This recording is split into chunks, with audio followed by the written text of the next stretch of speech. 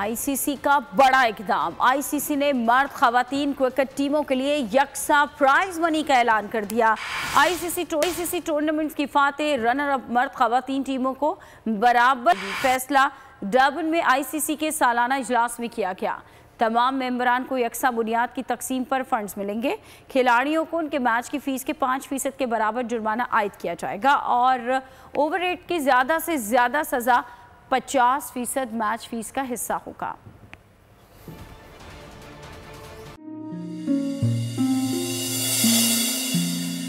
अपना घर यूं मईशत का पहिया भी घूमेगा, मजदूर भी सर उठा के जिएगा।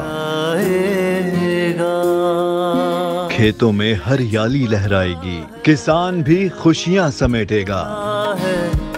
वक्त गुजर उम्मीद के चिराग जलते रहेंगे, महंगाई से भी जान छूटेगी। फैसले की घड़ी पाकिस्तान जीता है और पाकिस्तान ही जीतेगा।